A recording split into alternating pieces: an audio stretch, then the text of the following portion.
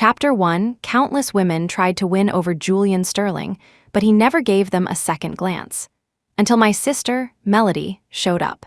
She was designed by the system as the perfect suitor for his tastes. Innocent, romantic, and pure as a lily. Julian took drinks for her until he was vomiting blood. When he saw another man just say hello to her, he beat the guy so badly he ended up in a police station. I went to the station to sign the papers, and he sneered at me without bothering to hide his contempt. "You're pathetic. Still won't divorce me, will you?" I just watched the progress bar of his life tick down, little by little. No one knew that every single one of those suitors was arranged by me. Only when he was dead could I live. Chapter 1. Julian pressed his jaw to the top of my head, nuzzling my hair greedily. His voice was a tender, clinging whisper. "Cassie, I love you so much." I leaned against his chest, which was so hot it felt like it could burn me alive. "So," I began, my voice perfectly placid, "how is the new girl at your company, Melody Shaw?" Julian's brow furrowed in annoyance. "How could she possibly compare to you? If she weren't your sister, I wouldn't even look at her." His fingers unconsciously dug into my back, making me itch. I hid the darkness in my eyes. I knew this was a classic sign of Julian's guilt. After Julian fell asleep beside me, my hand moved, as if of its own accord, toward his phone. Password incorrect. The password had always been my birthday. He'd actually changed it. A bitter laugh escaped me. I quietly used his thumb to unlock the phone. The first thing I saw was his chat with Melody. "Brother-in-law, which of these white dresses do you think looks better on me?" One was sexy, the other was innocent, but both were white. Julian had replied coolly, "Neither, don't bother me. I have a wife." My finger tapped the screen. When the other suitors had messaged him, he'd blocked and deleted them without a second thought. But this time, he'd replied. Melody wasn't deterred. She sent 2 more photos of herself wearing the dresses. Her skin was snow white, her figure exquisite and perfectly curved. Her long, slender legs were on full display, a fatal temptation. Yet her face was the picture of innocence. She was exactly Julian's type. He hadn't replied again, but in his photo album, he had saved one of the pictures. Chapter 2. I glanced at the progress bar on his wrist. His life force had slipped from 100 to 95. I tucked his blanket in carefully, then went to the sofa and waited for morning. As usual, Julian tried to give me a good morning kiss, but I subtly turned away. "You should get going, or you'll be late for work." He buried his face in my neck, unwilling to move. "Then I just won't go." I knew he was talking nonsense. As much as Julian claimed to love me, he would never skip work for my sake. He never lost his composure over anything. After I saw him off, I was tidying up when his assistant called in a panic. "Mrs. Sterling, it's terrible. Mr. Sterling is in the hospital." The clothes in my hands slipped to the floor. A sudden dread seized my heart. What on earth happened? Julian had gotten into a fight over Melody. The assistant watched my face nervously. I walked straight into the hospital room. Melody was clutching Julian's hand, sobbing. A doctor standing by with an IV drip looked completely exasperated. Julian was comforting her in a soft voice. "It's nothing, Mel. I'm not badly hurt." Melody promptly threw herself into his arms. "Oh, Jules, what a picture. The scumbag and his tramp." I kicked a nearby chair, the legs screeching against the floor. The sound finally snapped them out of their little drama. Melody seemed terrified of me. She flinched, her voice a sweet, tearful whimper. "Cassie, it's all my fault. Julian saw someone harassing me and went to warn him off, but then the man hit him. It's not Julian's fault." Julian immediately patted her back, his eyes filled with adoration. Even the doctor looked at me with pity. I smiled and walked toward them. Both of them seemed to relax, as if a weight had been lifted. Then, with a loud smack, I slapped her across the face. They both froze, stunned. Melody clutched her cheek in disbelief. "Cassie!" The way Julian looked at me changed, but I just glared at his little sister. "How old are you? Have you no sense of propriety? You let your brother-in-law handle it for you, but did you ever stop to think that if things escalated, both of them could have been seriously hurt? You could have ended up at the police station." I continued, my voice sharp. "Your brother-in-law had a meeting with the Cayenne group today.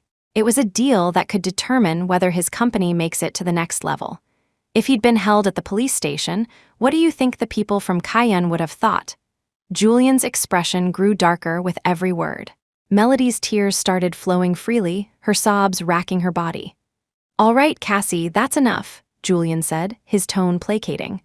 "I know you're just worried about me, and Mel is your sister after all. I don't want to see you upset."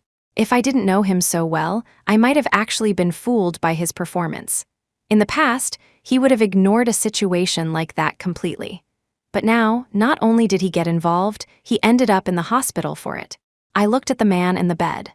Just this morning, I was thinking he'd never let anything interfere with his work, but today, he'd made an exception for Melody. The woman designed to be his perfect match, she really was different. Chapter 3. The deal with the Cayenne group fell through, but Julian didn't seem the least bit discouraged. Before, whenever he faced a setback, he would lay his head on my lap like a child seeking comfort. Now, a smile played on his lips as he stared, unblinking, at his phone screen. What he didn't know was that the floor-to-ceiling window behind him acted as a perfect mirror. I could see Melody on his screen, swimming in a pool, wearing a sexy white bikini. The fabric was barely there, covering only the essentials and leaving everything to the imagination. Yet her smile was sweet, a perfect blend of sensuality and innocence. Julian was so engrossed he didn't even notice when I walked up behind him. He jumped, startled, and quickly shut off his phone, looking at me with a hint of embarrassment.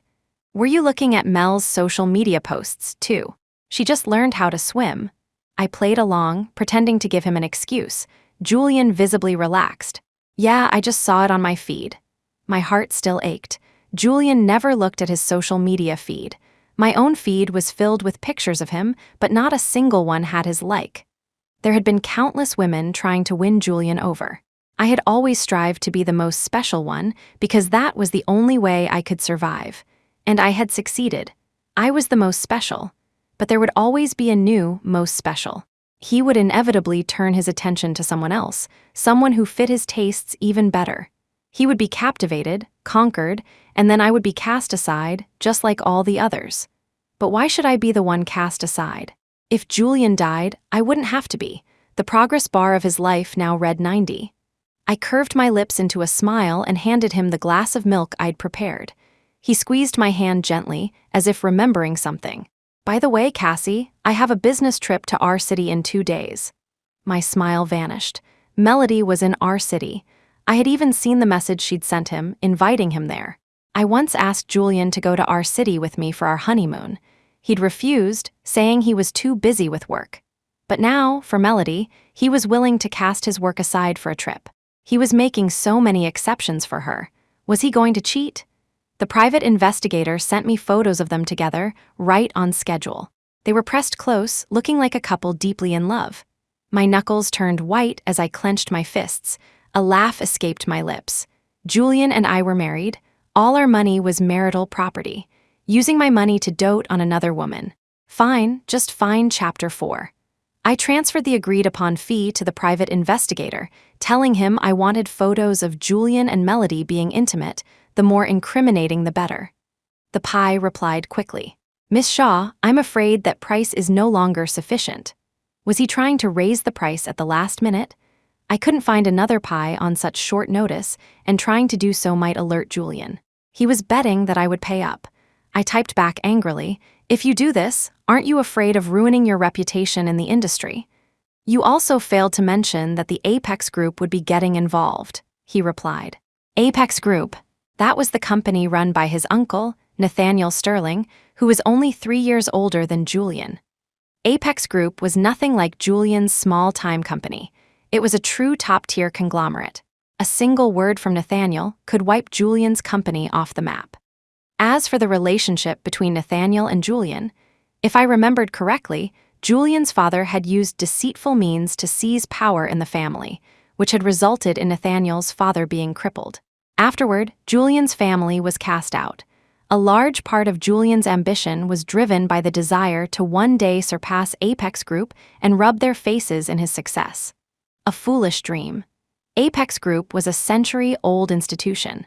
A fledgling upstart like him couldn't even begin to compare. Nathaniel should be the person who hated Julian the most. Why would he interfere in something like this?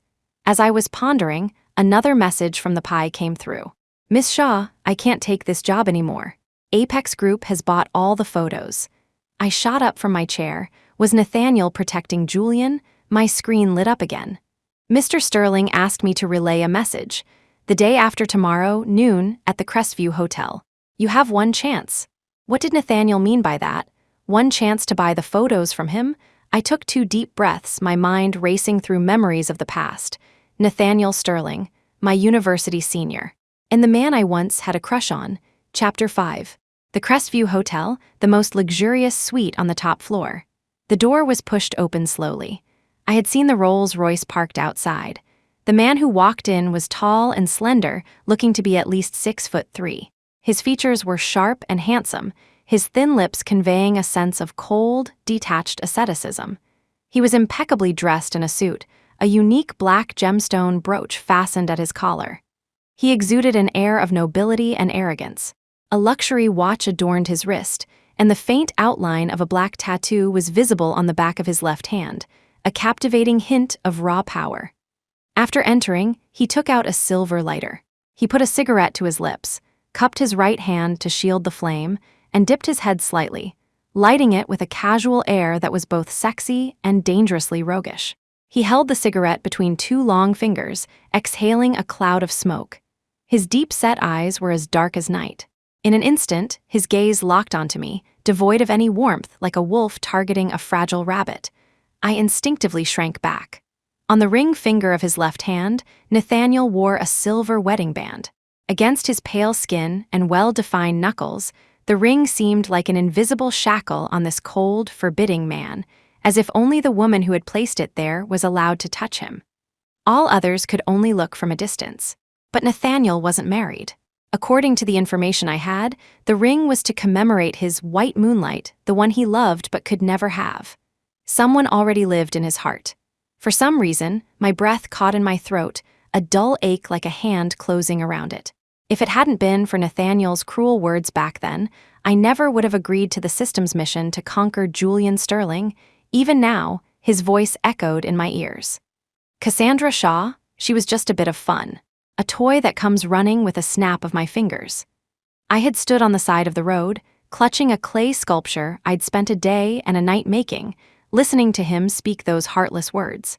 Rain fell on the sculpture, on the smiling man and woman depicted on it. The unbaked clay blurred their features, and in an instant, the smiles vanished, their clasped hands slowly separating. The sculpture dissolved in the downpour, and with it, my last shred of hope. I don't know what came over me, but a mad desire for revenge took hold. If I couldn't be his wife, then I would become the wife of the person he hated most. Thinking back on it now, I just want to slap myself. I forced a perfect smile. Mr. Sterling, it's been a long time. He flicked the lighter shut with a crisp click. He pinched the cigarette butt, extinguishing it, and brushed away non-existent ash from his fingertips. Utterly ruthless. Drop the hypocritical act, get to the point. I bit back a retort. I pulled out a chair for him, poured him tea. A series of exquisite dishes were brought out, all of them Nathaniel's favorites from our university days. Nathaniel didn't touch his chopsticks. He just watched me calmly. I have the proposal for Julian Sterling's next corporate bid. I still couldn't believe Nathaniel would let Julian off the hook. His only goal must be Julian's company. I can get that myself. It wouldn't be difficult. Nathaniel rejected the offer without hesitation.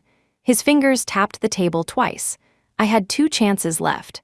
My mind was in turmoil, my fingers unconsciously twisting the hem of my dress. I know Julian isn't content with just running his own company. He still has people planted inside Apex Group. So what? They can't make any waves. His finger tapped only once this time. A cold sweat broke out on my forehead.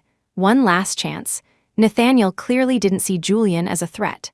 So what was he after? His eyes were fixed on me. They were like an inky galaxy, an endless abyss that threatened to pull me in. Me? My nails dug into my palms.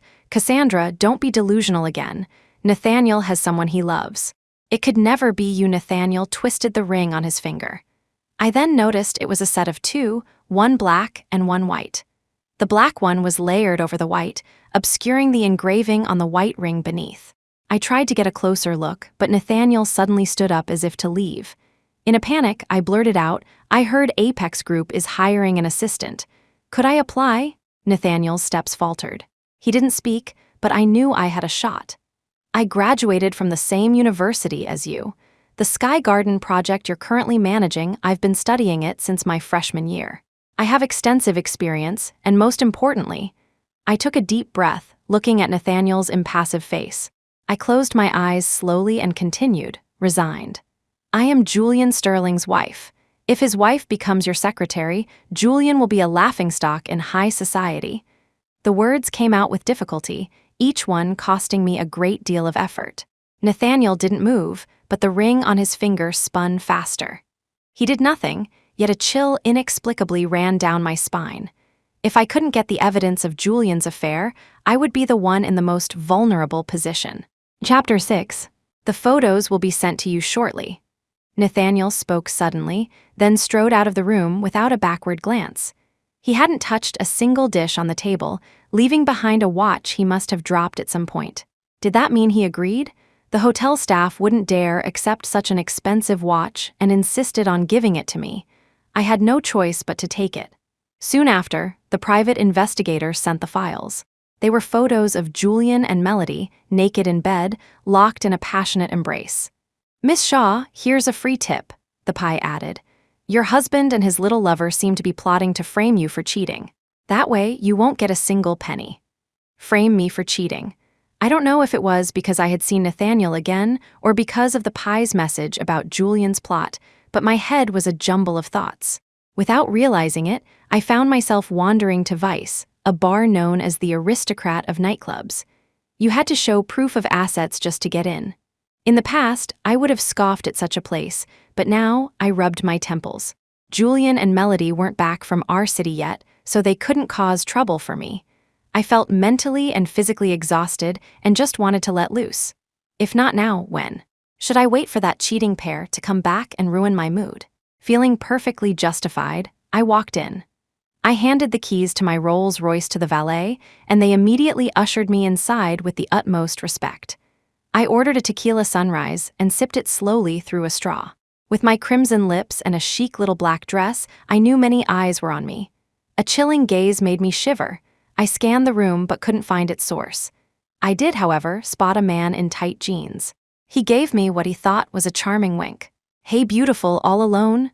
I ignored him, put down my drink, and prepared to hit the dance floor. He blocked my path. "Hey, what's the attitude for? Not gonna give a guy a chance?" Annoyance flashed in my eyes. "Get lost." I gave him a hard shove, but I was the one who stumbled back, my head spinning. What was happening? I hadn't touched anyone, and the drink was fine. Wait, the drink a tequila sunrise should only be about 15 alcohol. This one had a strong kick, definitely more than 15. It went down smooth, but the aftertaste was pure alcohol. I immediately glanced at the bartender, who guiltily looked away. The drink had been spiked. I had been careless. I dug my nails into my palms, trying to stay sober. But the alcohol was seeping into my mind, numbing my senses. The man's foul-smelling hand was about to grab my wrist when I suddenly fell into a warm embrace that smelled of fresh pine wood. My brain was almost completely numb, and on instinct, I decided the pine wood scent was much more pleasant. I nuzzled against it greedily. I heard the man's grating voice. "You dare try to steal the girl I've got my eye on? Get lost." The voice was like a cool spring, but it echoed in my ears, making my cheeks burn even hotter. I pressed my face against the man's chest, trying to draw some of its coolness. I must be dreaming. Why else would I be hearing Nathaniel's voice? Cassandra Shaw. The voice from above me was cold. I froze for a second, then my eyes glazed over again. I opened my mouth and bit down on his collarbone. "Who are you to be so bossy? This is my dream. I've taken a liking to you, so you can't be a jerk to me like that ice block Nathaniel." I heard gasps from the people around us. I kept biting until my jaw grew tired, then I just rubbed my face against the man's neck. "So noisy, hurry up and carry your lady back to her chambers." The gasps grew louder. I shook my head in annoyance. Suddenly, the noise stopped. The man finally moved, lifting me into his arms and carrying me away. I was draped over him the entire time. I felt his firm chest muscles and clicked my tongue in appreciation. I never knew the dream version of Nathaniel had such a good body. Broad shoulders, a narrow waist, a perfect V-taper, and those abs were enough to give a girl a nosebleed. Do you like it? His voice was as cool as water, but there was a hint of gritted teeth behind it. I nodded and planted a loud kiss on his cheek. Just wait, you'll be graced by my favor tonight. Chapter 7. The car moved fast, speeding along, but I was so lost in the man's beauty that I was oblivious to my surroundings. It wasn't until I was lying on a soft, large bed that the bright lights made me squint uncomfortably. Suddenly, a figure blocked the light. I was cornered as Nathaniel's handsome face loomed over me, magnified. I couldn't read his expression. It was like the night sky, impenetrable, inscrutable. I heard the sound of a shower running in the bathroom. After it stopped, the room fell silent again. He moved closer, his hand slowly pulling down the collar of my dress, getting nearer and nearer. Rain fell in fine threads between the buildings, stitching the sky to the earth. The streetlights glistened on the wet pavement, shrouded in a misty haze. The scene brought me a moment of clarity. Cassandra Shaw, who am I? I forced my eyes open and reached out to touch the bridge of his nose. His breathing grew heavier. I watched the light and shadow play across his nostrils. Dangerous, alluring. His shoulders were broad, turning his turtleneck into a mock neck. He had the kind of frame that made any clothes look good. The black fabric made his jawline seem sharper, colder, exuding an aura only found in a mature man. He tilted his head, his lips almost brushing my cheek. I asked you a question. His voice was low, like a threat, like a lover's whisper. A surge of defiance rose in me. This was my dream. How could he be so domineering? I grabbed his shirt and pulled it open, looking at him provocatively. Why don't we find out? The man's face turned completely cold, his eyes blazing with fire. His right hand clamped onto my jaw, and he crushed his lips against mine, his body pressing forward until I was almost falling backward. He was an incredible kisser. He would suckle for a few seconds, and before the warmth faded, he would tease and entice, occasionally biting lightly, a wild stimulation that was perfectly controlled. I was lost in the subtle, melting sensation of his wet kiss, slowly drowning. After a long time, he finally pulled away.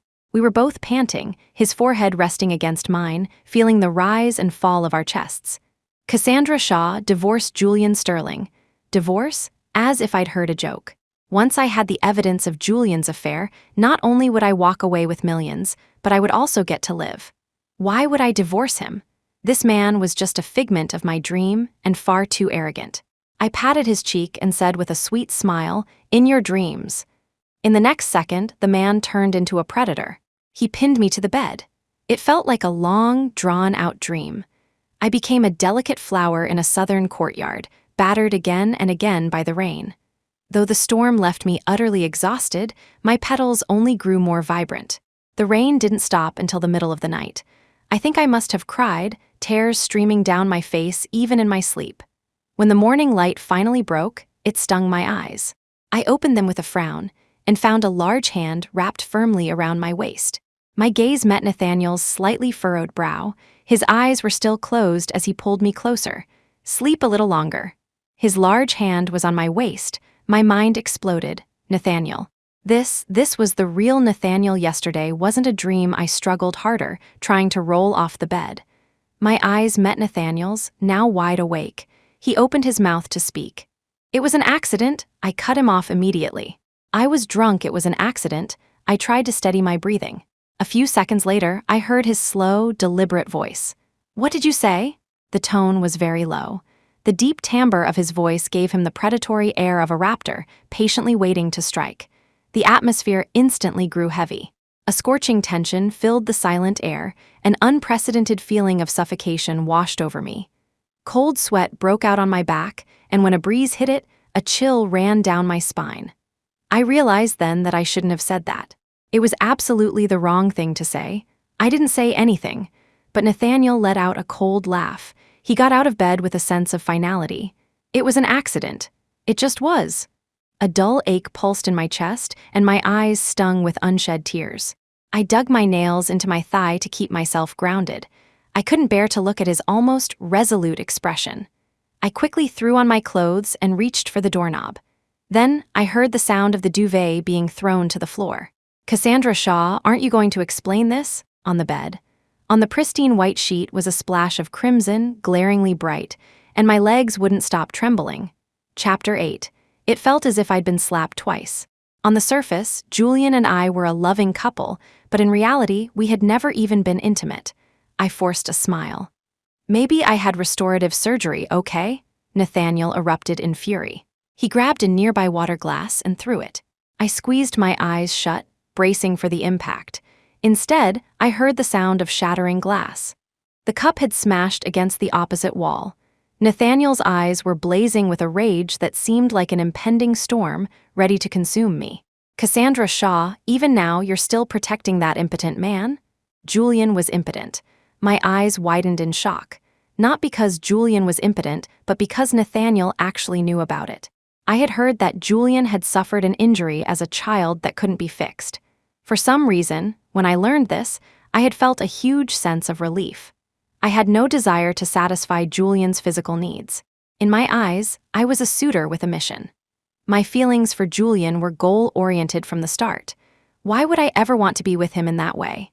When I saw the pictures of Julian and Melody's wild passion in bed, I had wondered if Melody's ecstatic expression was real or just an act. I looked at Nathaniel. His explosive anger was gradually subsiding, but his eyes were still laced with ice. The progress bar on my wrist quickly jumped to 50. Melody was moving fast. She had managed to become just as important to Julian as I was, and was even on the verge of surpassing me. I wanted to live. I couldn't divorce Julian. I silently pulled the door open. Behind me, I heard the sound of porcelain shattering against the floor. It didn't take much imagination to picture the towering rage that caused it. I went to a pharmacy and bought an emergency contraceptive. As I was leaving, I ran into Nathaniel, who was being escorted out of the Apex Group's luxury hotel. His face was grim, his gaze flickered to me, and his fists clenched instinctively. He stopped, as if waiting for me to approach him. Then his eyes fell on the pillbox in my hand. His expression immediately clouded over again, brewing a storm. If looks could kill, he would have shredded the box with his glare. He turned abruptly and walked away. His Rolls-Royce Phantom sped off, leaving a blur in its wake and drawing stares from pedestrians. I dragged my exhausted body home, only to find that Julian had come back early. He was sitting by the window, wearing gold-rimmed glasses and reading the news. When he saw me, he raised an eyebrow in surprise. "You didn't stay home last night?" In an instant, a cold sweat drenched my body. I dug my nails into my palms and forced a smile. Faye was going through a breakup. She asked me to stay with her. Faye was my best friend in our social circle. She'd had breakups before that involved late-night phone calls. One of those calls had interrupted Julian when he was trying to get intimate with me, and his face had turned black as thunder. He'd never had a good impression of Faye. Hearing her name, he didn't ask any more questions and took another sip of his coffee. On the back of his neck was a defiant hickey. He couldn't see it, but it was meant for me. I could already picture the look on Melody's face as she'd left it there. A triumphant smirk, her eyes glinting with calculation. I clutched my jacket tighter and went into the bedroom. I didn't dare take a shower. There were too many intimate marks on my body, and I felt sticky all over. I vaguely remembered hearing the sound of water last night. Nathaniel must have carried me into the shower. And just now, I'd broken out in another cold sweat. Chapter 9. I waited until I heard Julian's phone ring. He lowered his voice. "I'll take you out to eat in a bit. What do you feel like?" I couldn't hear the reply, but Julian's voice turned reluctant. "No, that street food isn't clean." The woman on the other end must have been coaxing him, because his tone softened into compromise. "All right, fine, I'll come pick you up soon." I had left the shower running the whole time, so he thought I hadn't heard anything. He knocked on the bathroom door. "Cassie, I'm heading to the office. You'll have to get lunch on your own." I mumbled an okay. Only after I heard the front door close did I slowly take off my jacket. My hands, my body, my collarbones all were covered in the lingering, intimate marks of last night's passion. My face suddenly flushed. I submerged myself in the steaming water, letting it wash over the evidence of the storm that had passed through my mind. My thoughts kept returning to Nathaniel, smashing everything in the room. In his eyes, I must seem so devoted to Julian that I would stay with him even if he cheated, even if he was impotent. That was fine. After all, there was no future for Nathaniel and me. I would treat it as a fleeting affair, a fulfillment of an old dream. After drying myself off, I saw that the pie had sent more photos. In the pictures, Julian had shed his suit for a youthful hoodie. He was holding hands with Melody, strolling through a university campus food street. Dressed in casual clothes, Julian looked like a college student himself.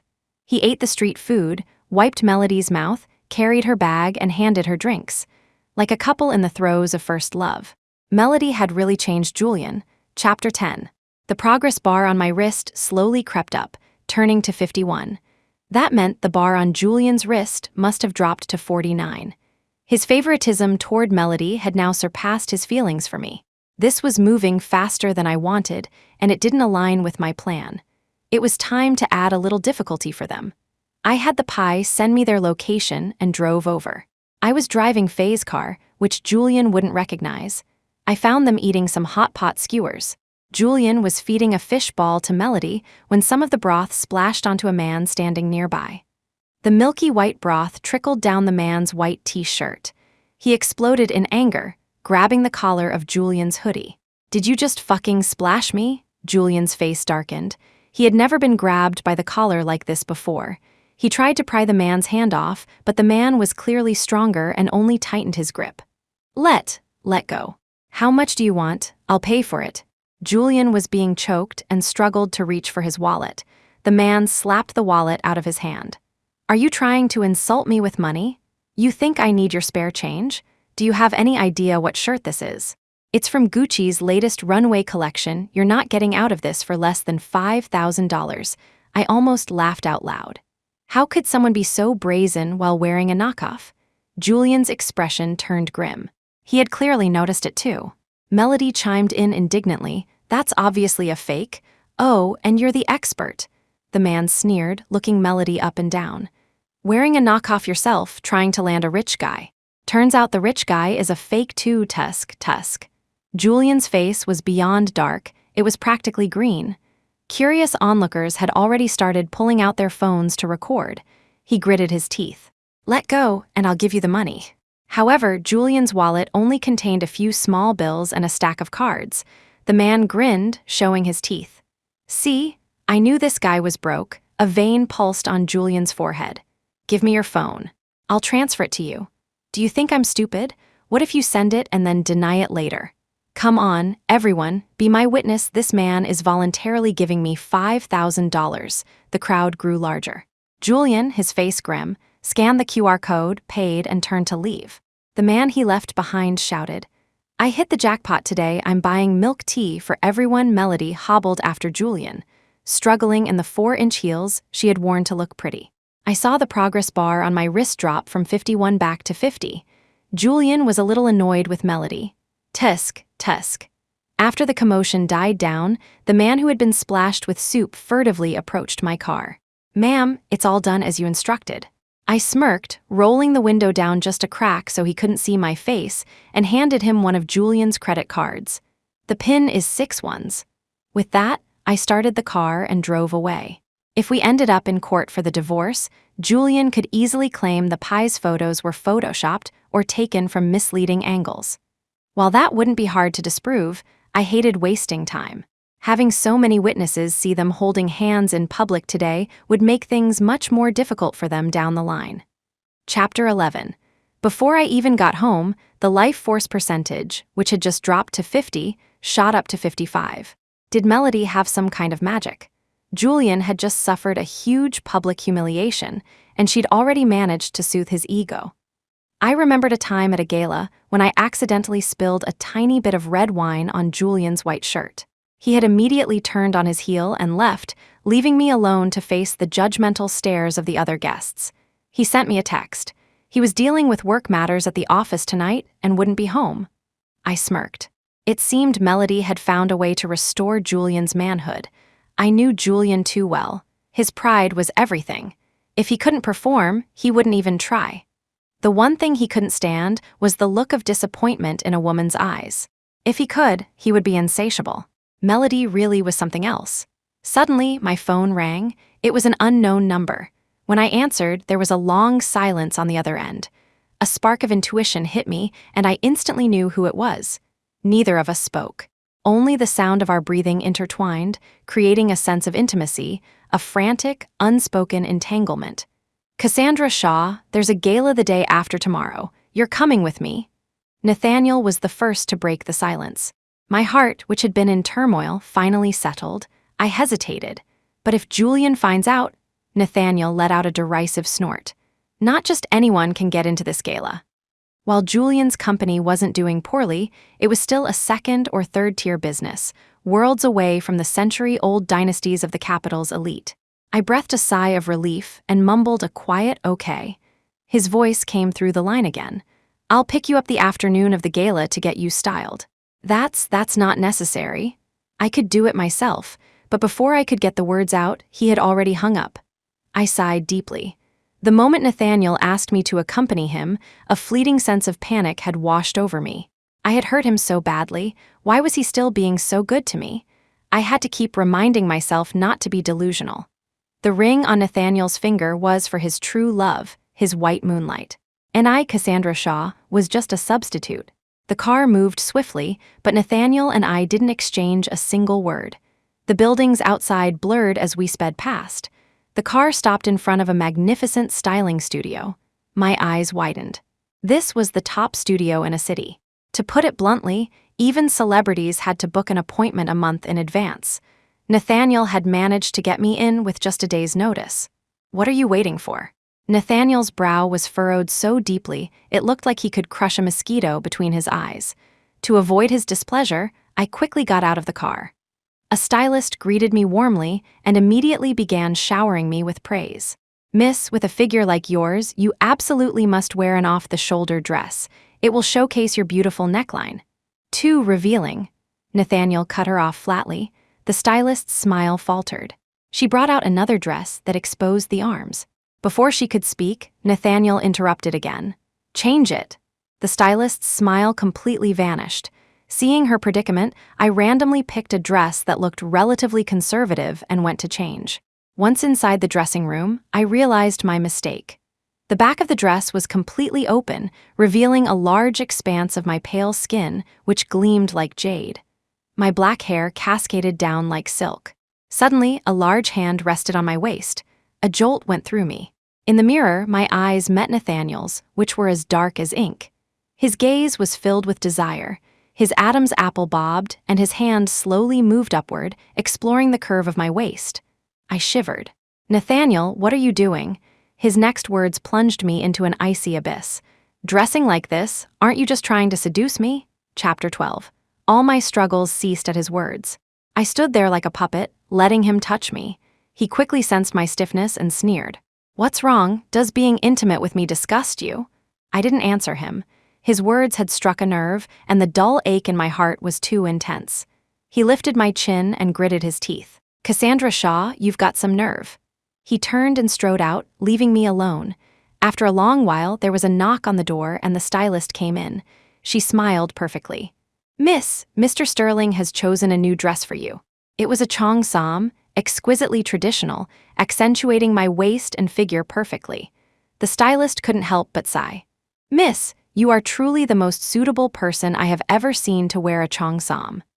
I smiled faintly, suddenly remembering how Nathaniel had given me a cheongsam in university. It wasn't a luxury brand like this one. He had personally gone to Jiangxi to select the fabric, then to Suzhou to have it embroidered. It wasn't as ornate as this one, but every stitch was a pattern he had discussed with the embroiderer. The final frog button was one he had sewn on himself. Where was that dress now? I had mailed it back to him, along with my broken heart on that rainy day. The memory faded. I gently stroked the high-quality fabric in my hands and murmured, "It's not as comfortable as the other one." The stylist was shocked. "But this is made from the finest mulberry silk from Jiangnan. The yield is extremely low. How could it not be comfortable?" I shook my head. "It's my fault, it's nothing. Let's go out." The stylist's expression relaxed slightly. She led me out, then suddenly spoke again. "Miss, your chest tattoo." My face instantly darkened. "Has no one ever told you not to speak out of turn?" The stylist realized her mistake and quickly bowed her head in apology. "I'm so sorry, miss. It won't happen again. My deepest apologies." I gave her a cold look and walked out. The tattoo on my chest was of a tree, a phoenix tree unique to the South. I was afraid to forget and afraid to remember. The time when I learned Nathaniel didn't love me was the most painful period of my life. I hated him. To make matters worse, I fell ill, seriously ill. The doctor said I would gradually forget the people around me, and eventually, even myself. I was terrified. The first thing I did after leaving the hospital was rush to a tattoo parlor and get a tattoo of a phoenix tree, a symbol of the South. It was under a phoenix tree that we had once held hands and made a wish to be together forever. The fiery red prayer ribbon we hung on its branches fluttered in the wind, a symbol of undying love and also of hope scattering like sand. Nathaniel, I didn't even dare to have his name tattooed on my body. I could only discreetly ink the phoenix tree where we had once prayed together. I prayed I wouldn't forget him. Then I encountered the system. It said that if I successfully conquered Julian Sterling, I could live. I wanted to live. To live was to have hope. I took a few deep breaths on the stairs and slowly descended. Nathaniel had changed into a royal blue suit, which perfectly complemented my sapphire cheongsam. From a distance, we looked like a perfectly matched couple. A flash of admiration crossed his eyes, then quickly turned cold. He extended his arm and said flatly, "Let's go." I slipped my arm through his, just as I had countless times before, but the feeling was no longer the same. The double ring on his finger was a constant reminder that Nathaniel had never loved me. I was just a substitute. The car stopped in front of a high-end club. A valet handed us 2 identical masks. Respectfully. Only then did I realize it was a masquerade ball. The purpose was to conceal one's identity, but it was all for show. Everyone wore different clothes. Guessing someone's identity wouldn't be hard. It just sounded fancy. Of course, an unimportant companion like me would be impossible to identify. I laughed at myself and followed Nathaniel into the party. Chapter 13. Immediately, someone came up to us. "Mr. Sterling, your distinguished presence is unmistakable, even behind a mask." Nathaniel gave a slight nod, not seeming annoyed. "And this is..." The man looked me up and down, trying to guess who I was, but he clearly couldn't place me and just smiled apologetically. "My secretary," Nathaniel explained lazily. The man immediately launched into another round of flattery. I disliked these kinds of events. I had never attended them with Julian. But because it was Nathaniel, I forced myself to endure it. Then, out of the corner of my eye, I caught a glimpse of a familiar figure. Julian, my muscles tensed instantly, and I instinctively tightened my grip on Nathaniel's arm. Sensing my nervousness, he followed my gaze and obviously saw Julian too. My hand clutched Nathaniel's arm tightly. How was Julian here? And the masked person next to him, was that Melody? Nathaniel's large hand suddenly covered mine. His voice was low. "Relax, you're wearing a mask." But my back was ramrod straight. A mask wouldn't stop me from being recognized. Hadn't Nathaniel said Julian couldn't get into a party like this? I couldn't help but glare at him. For a rare moment, Nathaniel looked a little awkward. He must have piggybacked on an invitation from Huyu. Huyu Group was currently collaborating with Julian's company. I knew that. I just hadn't expected him to be shameless enough to show up here. Perhaps our stares were too obvious because Julian noticed and looked over at us. My first instinct was to hide, but I stopped myself after half a step. If I moved too much, it would only look more suspicious. But that half step was enough for Julian to notice. He started walking toward us. Nathaniel's brow immediately furrowed in undisguised disgust. "Uncle." He said it so warmly that the people around us looked at him in surprise, not realizing Julian was related to the head of Apex Group. Nathaniel's disgust was palpable. "I don't have a nephew like you." He was blunt and merciless. Julian's expression flickered. The hand holding his wine glass turned white at the knuckles. Though his face was grim, he forced a smile. He then turned his attention to me. "This young lady has a fine figure. Is she your new flame, uncle?" Because the cheongsam was like a special pact between Nathaniel and me, I had never worn one again, and Julian had never seen me in one. He was now blatantly checking me out. Nathaniel glanced at Melody and tutted. "Is this the wife you married? So flat-chested." In an instant, Melody's face turned green. My face was about to turn green too. He was insulting me by pretending Melody was me. My hand instinctively went to Nathaniel's waist and twisted the soft flesh there. His voice wavered for a moment. Julian's face was also a little pale. "Yes, this is Cassie. Cassie, this is my uncle." Melody looked at Nathaniel shyly, a blush spreading across her cheeks. What the hell? Hello, uncle. Her voice was so saccharine it was nauseating. I was about to lose my mind. She was using my name to act so coy. Wasn't she just ruining my reputation? In front of so many people, even though Julian was wearing a mask, he had just implicitly revealed his identity. If he didn't acknowledge Melody as me, it would be an admission of having a mistress. And then my divorce would be a sure thing. Oh, little sister Cassie. Nathaniel suddenly sounded like he had lost his mind. His tone was flirtatious, and the atmosphere in our little group instantly froze. My hand was about to bruise Nathaniel's waist. Melody's blush deepened. The progress bar on my wrist slowly ticked back from 60 to 50. What the hell? Nathaniel, I am so done with you. Melody worked so hard to get Julian's affection level from 50 to 60, and you just reversed it with one sentence. Before Julian could react, Nathaniel's expression turned icy. Wipe that ugly look off your face. It makes me want to puke. Get lost. Nathaniel's sudden outburst stunned everyone around us. They looked at him in shock, but seeing that he wasn't joking, they all made excuses and scattered, leaving Melody's face a mixture of pale and flushed. The remaining guests mostly didn't dare to provoke Nathaniel. In any case, no one bothered me, and Julian had no idea that I was the real Cassandra Shaw. I had just reached the restroom when the door was shut behind me. Melody was standing there in a white dress. Even through the mask, I could imagine her furious expression. Are you one of Mr. Sterling's women? I raised an eyebrow but didn't say anything. You're just a substitute he found. You don't actually think he likes you, do you? When I didn't react, Melody seemed to lose her temper. Don't you know the double ring on his finger is to commemorate his one true love? Even though I knew Melody was just trying to provoke me, every time someone mentioned it, a dull ache shot through my heart. Seeing my pained expression, Melody seemed to have found my weak spot.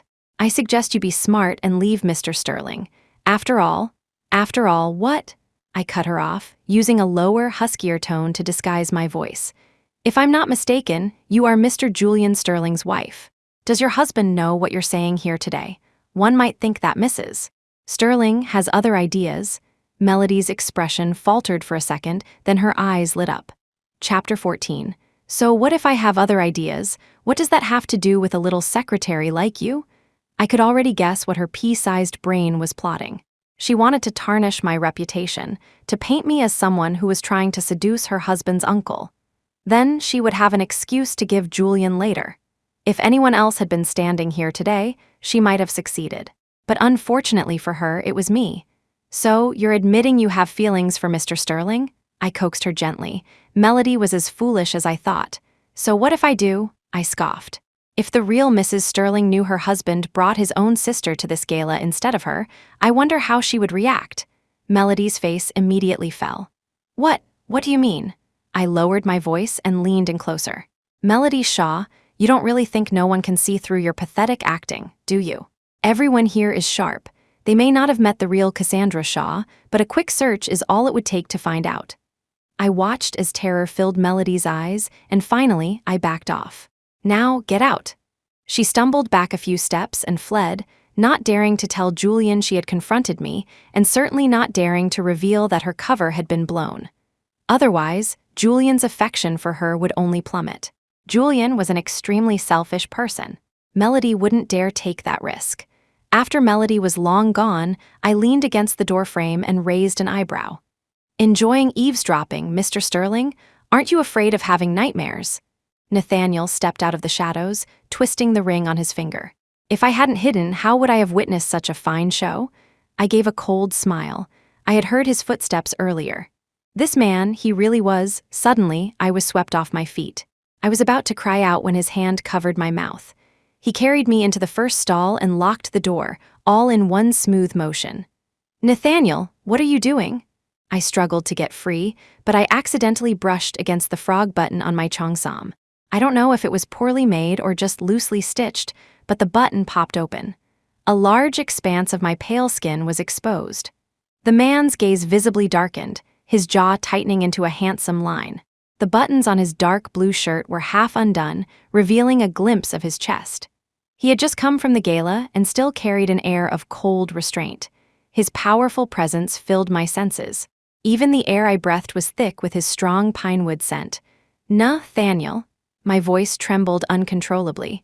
Just now, Mrs. Sterling was calling me uncle. Why have you stopped?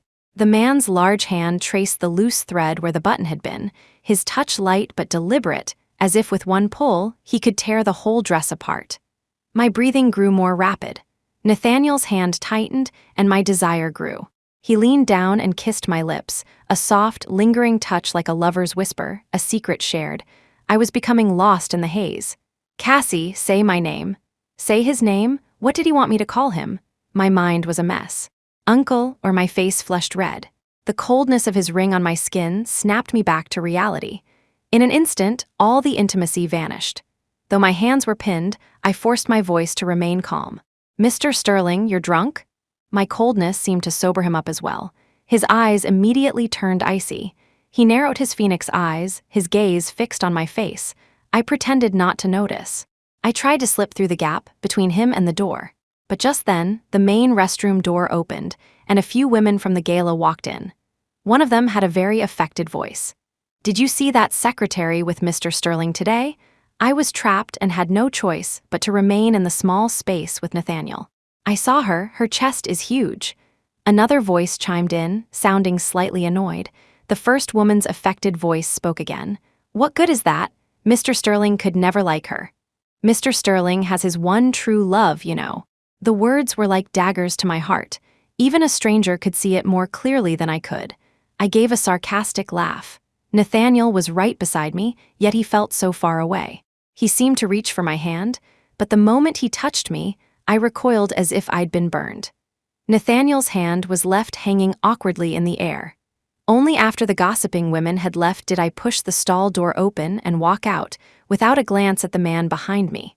I left the gala without saying goodbye to Nathaniel. I managed to get home just a few minutes before Julian. Chapter 15. Thankfully, I had already hidden the cheongsam in my closet. I emerged looking as if I had just stepped out of the shower. I thoughtfully poured him a glass of water. It's a bit hot. Let it cool down before you drink it.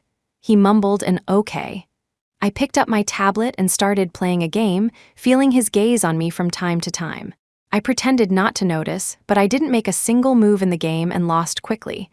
I said, feigning nonchalance, "It's late. Let's get some rest." He came in after a long while.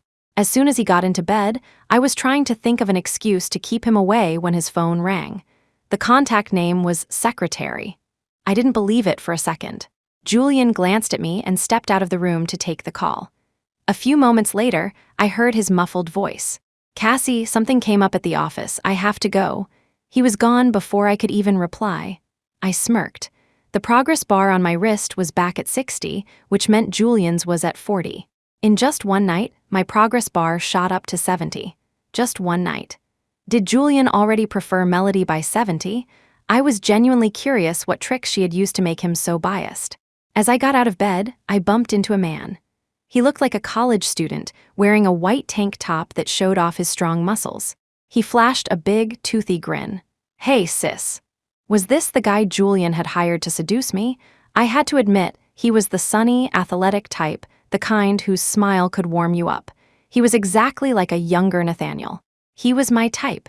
I had fallen for Nathaniel at first sight when I saw him playing basketball on the court. The boy's shorts were rolled up to his knees, revealing his muscular calves. When he went for a slam dunk, his arms were lean and strong, with perfect lines. Through his light blue long-sleeved shirt, you could faintly see the outline of his chest muscles. He had a straight back and good posture, which gave him a refined air.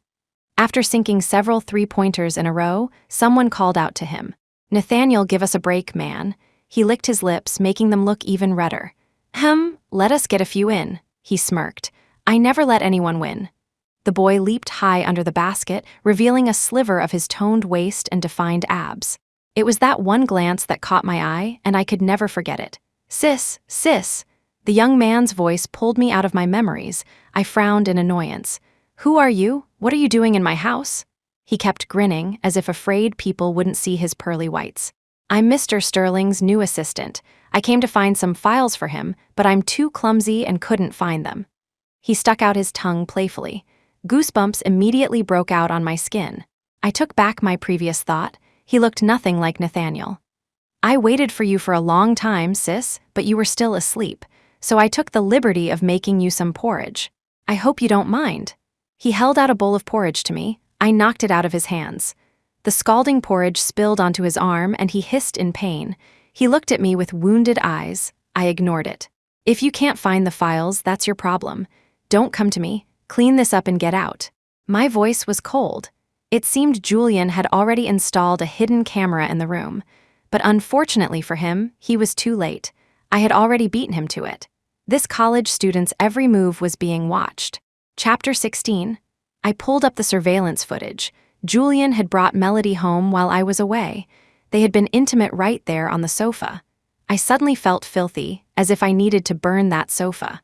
I also saw the college student, Leo, sneaking into the house and pouring store-bought porridge into a pot to heat it up. Just then, there was a knock on my door. "Hey sis, I've cleaned up the table. I'll be going now. You get some rest." His voice was full of manufactured sadness, making him sound utterly dejected. I smirked. Was this his attempt at playing hard to get? Well, why not play along? I mumbled a quiet okay. A flash of surprise, then triumph, crossed Leo's eyes. As expected, men his age were terrible at hiding their emotions. I saved the video and made a pot of soup myself, then took it to Julian's office. When the secretary saw me, her eyes widened in surprise. To keep up the act, Julian had actually hired Leo. When Leo saw me, his eyes lit up and he eagerly approached. "Sis," he said it loudly, and everyone in the office turned to look. I raised an eyebrow and walked right past him into Julian's office. Julian was on the phone. When our eyes met, I couldn't help but stare. It had only been a few days, but his complexion was sallow, with dark circles under his eyes. He looked completely drained. I placed the soup on his desk. His voice was hoarse. "What are you doing here?" His tone was heavy, laced with extreme impatience. My voice was gentle. "You've been working overtime at the office for days. I was worried you weren't getting enough rest, so I made you some soup. Drink it while it's hot." Julian was about to refuse, but then he seemed to think of something and took the soup. He immediately buzzed the intercom and had Leo come in. "I don't like this soup. You can have it." He casually handed the soup to Leo, who took it, looking overwhelmed. He shot a quick, furtive glance at me. Just as he had hoped, my eyes immediately welled up with tears. "Julian," he suddenly slammed the soup bowl down, his whole demeanor turning violent. "I said I don't want it, Cassandra. Stop distracting me from my work." Hot soup splashed onto my hand, instantly raising a blister. "Sis," Leo exclaimed, rushing over to check my hand. I deftly avoided his touch and stared defiantly at Julian. He didn't even look up from his work. I turned and ran out, tears streaming down my face. Leo chased after me. I made sure everyone saw the burn on my hand, then left, satisfied. I watched as Leo frantically searched for me outside. From that day on, Julian never came home again. Leo, however, started hanging around my front door. I gave him the security code. Julian recorded it and sent it to Leo. I looked at the progress bar in my hand. It had gone from 70 to 85. It was getting closer to 100. Once it reached 100, Julian would die and I would inherit his fortune. The change came when I received another call from the police station. Chapter 17. Julian and Melody had been pulled over for street racing late at night and were now in custody. Julian's secretary happened to be out of town on business, and he was too proud to call anyone else, so he had to call me. I threw on a light cardigan and drove to the police station. This time, Julian's appearance shocked me even more than before. He was wearing a tight leather jacket, loafers, and had a cigarette dangling from his lips as he argued with a police officer. Melody was next to him, her face caked in heavy, smoky makeup that made her almost unrecognizable. The only thing that hadn't changed was her white dress. She also had a cigarette between her lips, standing behind Julian like a gangster's moll. They looked like a pair of delinquents. I walked over, my face a stony mask. The moment Julian saw me, he blurted out, "What are you doing here?" Only then did I get a good look at his face. It was so sallow. The old Julian had at least been handsome and well-groomed. Now, his skin was wrinkled from smoking. His teeth were yellowed and stained, and his hair was dyed a brassy blonde, looking coarse and damaged. A police officer asked me in disbelief, "He's your husband?" I took a deep breath. As much as I didn't want to admit it, I nodded. And the one next to him is my sister. I'll take them both. Thank you for your trouble." The officer gave us another suspicious look before preparing to release them. Suddenly, Melody shrieked. "I'm not leaving, you're just here to break up me and Julian." The officer next to us looked like he was about to pull up a chair and grab some popcorn. I glanced at the progress bar, 90, only 10 to go. I couldn't make a move yet or I wouldn't survive. "Cassandra Shaw, let's get a divorce. I don't love you," Julian said suddenly, looking at me with pure disgust. I gritted my teeth, holding back the urge to scream at him. "Julian, the wind must have addled your brain tonight. Come on, let's go home." Julian reacted as if I had stepped on a sore spot. "You're the one who's lost her mind, your whole family has lost their minds." I glanced at Melody. She didn't seem to realize Julian's insult included her. I was speechless. A true pair of idiots. Swallowing my anger, I went to sign the papers. Behind me, I heard Julian's shrill voice. "Cassandra Shaw still won't divorce me after all this? You're pathetic." I couldn't take it anymore. I grabbed my purse and swung it at Julian. As luck would have it, I was carrying a designer camera bag that was harder than a brick. It hit him square in the head, leaving him dizzy. The police officer was stunned for a moment before rushing over to intervene. Calm down, this is not the place for this." I snatched my bag back. "I've changed my mind. You were going to detain them, right? It's time these two spoiled brats learned a lesson. Let them stay in a cell." "Cassandra Shaw, you dare?" "Tramp," the insults flying from behind me grated on my ears. I put on my headphones, blocking out all the noise. I watched the progress bar slowly climb to 93, only 7 left, and Melody would have completely conquered Julian. This was perfect. I wiped my face and immediately called my lawyer, telling him to draft a divorce agreement. I wanted Julian to leave with nothing. Chapter 18. The next morning, I woke up to a flood of angry texts from Julian and Melody. I blocked and deleted them all. I found a carton of soy milk in the room, poked a straw in, and started drinking. Gradually, I realized something was wrong. The soy milk tasted sour. "Sis!" A ghostly voice sounded behind me. I froze. A wave of heat surged through me. This was, had I been drugged? Anger rose in me. I saw Leo taking off his shirt, revealing his firm muscles and well-defined abs, but the sight of him made me sick to my stomach. The fire within me was becoming harder to suppress. Just as the man's hand was about to touch me, I pulled out a small knife and slashed my own arm. The sharp pain brought a flicker of clarity back to my mind. Seeing the blood trickle down my arm, Leo panicked. You're crazy," a cruel smile played on my lips.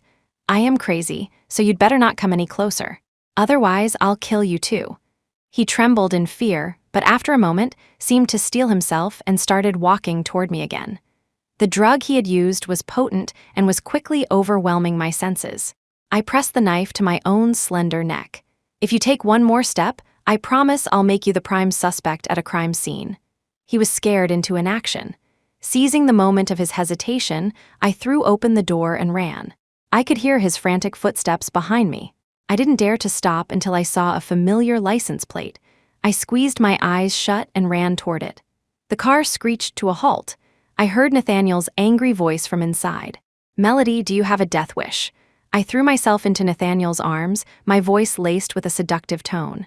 "Nathaniel, save me, Nathaniel's face was so dark it looked like he could devour someone whole. He swept me up into the car and ordered the person inside. "Back to the estate." "Yes, sir," the person replied. That voice, it sounded a bit like Julian's secretary. I didn't have time to think. The heat was spreading through me, and I instinctively pressed closer to Nathaniel. I let out a soft moan. A vein throbbed on Nathaniel's forehead. The heat radiating from his body enveloped me.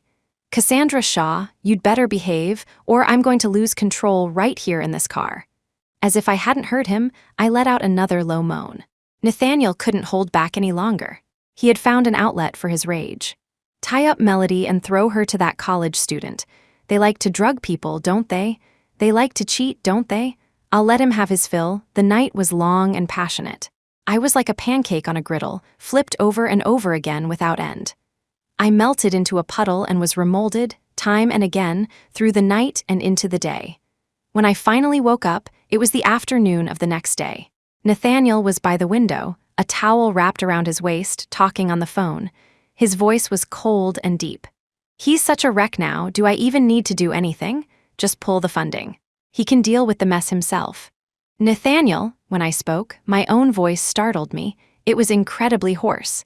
His tightly furrowed brow relaxed slightly. He hung up the phone and walked over, pulling me into his arms. Julian's secretary, he works for you, I asked in a low, still trembling voice. Yes, Nathaniel answered without hesitation. The world seemed to drop out from under me. Julian's most trusted secretary had been Nathaniel's man from the beginning.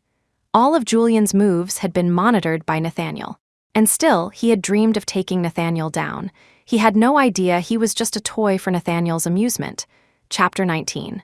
Are you going to make a move on his company? Again, Nathaniel gave a low yes. But Julian and I are married. If you take down his company, his assets will shrink and my money will decrease too. I looked at him with a pained expression. Nathaniel's breathing grew heavier. Whatever you lose, I'll give it to you. I shook my head. No, I have to do this myself. I want to make that scumbag and his tramp pay. Nathaniel's arms around me didn't move. He gently stroked my back. Cassandra Shaw, sometimes you can try to rely on me. I didn't respond. The score between Julian and me was one I had to settle myself. Just now, the progress bar had hit 100, but Julian's secretary had just said that Melody had been drugged and spent the night with Leo. This could only mean that Melody had used some other trick. The secretary pulled up the surveillance footage. It showed Melody being thrown to Leo. The two of them had immediately ignited, their passion uncontainable. The scene was so intense that the sofa was torn to shreds, stuffing flying everywhere. Every corner of the hotel room was a testament to their fervor. It wasn't until morning that they woke up, screamed at the sight of each other, and then quickly started plotting something. The details were unclear, but it was easy to guess what had happened. Melody had undoubtedly experienced Leo's vigor and was unwilling to give up on her target, Julian. She wanted to have her cake and eat it too. And Leo was easily bought with money. Julian's head was getting greener and greener. But how had Melody managed to raise his affection level to 100 so quickly, especially after being with Leo? I had someone look into where Melody went after leaving the hotel. It turned out she went to a hospital, followed a pregnant woman, and stole her 8-week ultrasound report. With a few minor alterations, the name on the report became hers, Melody Shaw. She had eagerly taken it to Julian, who, already besotted with her, had believed it without question. In an instant, his affection level had shot up to 100. Melody's stroke of genius was a blessing for me. I didn't even go home. I had a divorce agreement sent to Julian, stating in black and white that I wanted him to leave with nothing. The reason? Adultery. Julian's calls blew up my phone. I ignored them completely. But my silence only emboldened them. Melody actually posted a video of me and Leo online. It was impressive, really. In our brief and completely non-physical encounter, they had managed to edit it into something incredibly intimate, making us look like a long-time couple. In an instant, the internet erupted with vitriol directed at me. OMG, what a pair of scumbags. Isn't that the wife of the Sterling Group's CEO? I used to think she was so elegant and beautiful. Turns out she's just a tramp underneath it all. Mr. Sterling is so handsome. How did he end up with such a disgrace? At the same time, someone was deliberately fanning the flames. The trolls were tearing me to shreds. The online situation escalated, but I didn't intervene. I knew that the most powerful counterattack would be to release the clarifying video when the slander reached its peak, to slap them in the face with the truth. I waited for 3 days. By then, the online abuse was so intense, it nearly crashed the social media platform. Only then did I finally release a video. It was the complete, unedited footage of Leo trying to seduce me, my firm rejection, and even the moment I held a knife to my own throat to keep him away. The tide began to turn slightly, but some trolls remained skeptical. Just because she says it's fake, what if it's doctored? Yeah, if she had the original video, she should have released it as soon as the story broke. Why wait 3 days? Then I dropped another bombshell. It was the video of Julian and Melody's passionate encounter in our city. Due to the explicit nature of the content, some parts had to be censored. But the footage was explosive, practically an adult film. I tagged Julian's company, the Sterling Group. My dear husband and my dear sister, entangled in our city on February 14th. And I happen to know that the college student in the other video is Mr. Julian Sterling's assistant. So I have to ask Mr. Sterling, what were your intentions in hiring him and letting him into our home? Were you trying to get some dirt on me so I would leave with nothing? What a shame, Mr. Sterling. It seems I got some dirt on you first. Winking face, the provocative tone sent the internet into a meltdown. This time, the platform actually crashed. Once it was somewhat restored, curious netizens clicked on the video again. I calmly released another one. Julian and Melody, holding hands at their university. If you still think I'm the one editing videos, I have other evidence. Here they are, strolling through a food street, where they even caused a scene. There were many witnesses. I wonder if this counts as proof of Mr. Sterling's infidelity. Immediately, alumni from the university started chiming in. Hey, isn't that the couple who splashed soup all over someone at the food street the other day? Yeah, they paid $5,000, and I got a free milk tea out of it. I saw it with my own eyes, people. One by one, netizens confirmed the story. Someone even posted a photo of Julian protectively shielding Melody, their hands tightly clasped. They were nailed to the cross, with no way to wash away the stain. My phone vibrated incessantly. I saw an unknown number, rejected the call, and then threw the SIM card into a glass of water. At a time like this, the only people who would be calling me from an unknown number were that cheating pair. I was staying in a hotel, waiting for a spa treatment, when an agitated Nathaniel burst in. He was still on his phone, which was repeatedly telling him the user he was calling was unavailable. Cassandra Shaw, why did you hang up on me? I was stunned. Was it Nathaniel who had been calling me? A wave of guilt washed over me. I thought it was those two. Nathaniel's face darkened. After a moment, he pulled a new phone and SIM card out of his bag and handed them to me. Save my number. Now the phone was pink. I realized it was a matching set with his. I didn't refuse this time, afraid of angering him further. I obediently swapped the SIM card and added his contact information. He seemed satisfied. Chapter 20. Julian is in deep trouble. The board is demanding he publicly deny any relationship with Melody. He's refusing, so they're voting to remove him as executive director. The stress of it all made Julian cough up blood during the meeting. He was rushed to the hospital, which has delayed the vote. Coughing up blood, I thought for a moment, looking at the 100 progress bar. Was Julian's karma coming this quickly? How rare. Julian wouldn't distance himself from Melody. She was his only chance to feel like a real man again.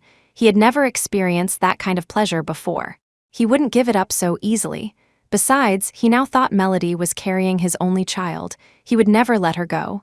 I can't wait any longer. I'm taking legal action. I want Julian to leave with nothing. With that thought, I opened my phone to look for a contact, then remembered it was a new phone. I didn't have the number of the person I had been working with. I was suddenly mortified. I looked at Nathaniel for help. He sighed. You seemed so happy when you were soaking your old phone.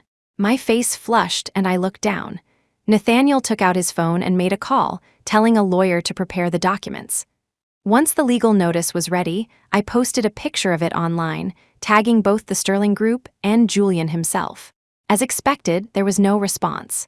Finally, Julian obtained my new contact information through his lawyer and called me. Cassandra Shaw, you tramp. The first words out of his mouth were a bitter curse. I responded calmly, Julian, if you don't want your tongue anymore, just say so. We'll see each other in court. I'm not just suing you for adultery. I'm also suing you for conspiring with that college student to frame me. Cassandra Shaw, Julian was furious. Then it seemed someone else took the phone. Melody's soft, weak voice came through the line. Cassie. A shiver of disgust ran down my spine. I was about to hang up when her voice came again. Cassie, Mom and Dad want you to come home for dinner this week. My parents? Was that my home? Melody's mother was the other woman. She had shown up at my mother's door while she was pregnant with me, also with a big belly, just 2 months behind. That meant my father had started cheating 2 months into my mother's pregnancy. And when my mother was about to give birth, he had brought his mistress to our home. The shock sent my mother into premature labor. She was rushed to the delivery room, hemorrhaging. Melody's mother blocked the nurses from entering, and they missed the critical window to save her. Fortunately, I was a fighter. I survived even with the umbilical cord wrapped around my neck. But my mother bled out on that cold operating table. Later, my grandfather arrived and took me home with him. He had hoped my father would feel some remorse and treat me well. But what kind of man was my father? A beast who cheated on his wife 2 months into her pregnancy. Could such an animal have a shred of humanity? The one smart thing my mother did was to have a share transfer agreement drawn up while I was still in her womb. She also made a will, leaving all her assets to me. My father's initial success was entirely thanks to a large sum of money from my mother. Without it, he never would have made it. My grandfather forced my father to sign an agreement making my mother the largest shareholder and beneficiary of his company. So, I actually held 50 of his company's shares. He only had 30, but he had been using his status as my guardian to squander my money. It was time to take back what was mine. I took the documents my lawyer had prepared and drove to the Shaw residence. On the way, I got my social media account verified, Cassandra Shaw. As one of the central figures in the recent online drama, my live stream was immediately flooded with viewers.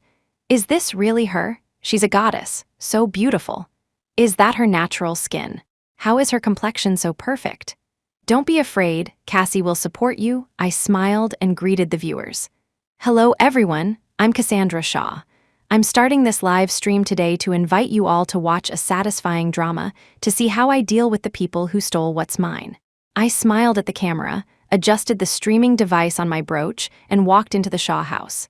You little witch, you finally decided to come back? The woman in front of me was gaudily dressed, unable to hide her lack of taste despite her expensive clothes. She was decked out in so much gold and jewelry it was as if she was afraid people wouldn't know she had money. Who are you calling a witch?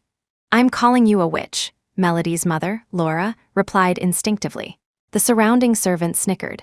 She realized she'd been tricked and lunged at me, trying to grab my hair. You witch, I'm going to kill you. I grabbed her hair first and gave her a hard shove. For some reason, she was wearing high heels at home and went crashing to the floor. I walked toward her, looking down at her. This is how a mistress should behave. You, Cassandra Shaw, what is the meaning of this? My father, David Shaw, walked in, his face grim. It had been years since I'd last seen him. He used to be somewhat presentable, but now he was a balding, middle-aged man with a beer belly that looked like he was carrying twins. Tusk, life had been good to him. What are you looking at? I'm just glad I take after my mother, otherwise, I trailed off, my disgust evident. Cassandra Shaw, my father sputtered, on the verge of exploding. Cassie, you just got back. Why do you have to make Dad angry? Melody's voice piped up, as cloying and pitiful as ever. A perfect little actress. Chapter 21, I had no time to waste on them. Why did you call me back? I adjusted the camera to get all 3 of them in the frame. What's all this nonsense online? How could you do this to Melody? She's your own sister, do this to her. I almost laughed out loud. I don't have a homewrecker for a sister. She's just like her mother, loves to be the other woman. Her mother stole my father and she stole my ex-man. It's in their blood. Laura couldn't take it anymore and lunged at me again. She never learned. I kicked her away. Stay back. Cassandra Shaw, you are to go online right now and clarify that you fabricated those videos. And you will admit that you and Julian had no real feelings for each other, that you failed to be a good wife, and that it was all your fault. Julian and Melody did nothing wrong. My father pointed at me, his tone imperious, as if it was a foregone conclusion that I was to blame. Failed to be a good wife? Fine, I agreed without hesitation. They all stared at me, surprised. A look of triumph flashed in Melody's eyes, which the camera captured perfectly. I handed him the share agreement. Sign this, and I'll go online and clarify everything immediately. My father took it suspiciously. His face turned red with rage. Cassandra Shaw, you dare your shares are mine, it's all because of that tramp. Your mother dead, and still causing trouble, how dare she sign a transfer agreement if she were alive? I'd beat her to death. I slapped Melody across the face with all my strength. Everyone was stunned, including Melody herself. I slapped her again, this time with no mercy. David, you listen to me. I have dreamed of slapping you 100, 500 times, but because you are my father, I have restrained myself. But Melody is your daughter. If you say one more word against my mother, I will slap Melody. Try me. Melody finally snapped out of it and started crying, her sobs full of self-pity. I was taller than my father. His large belly heaved up and down with his ragged breathing.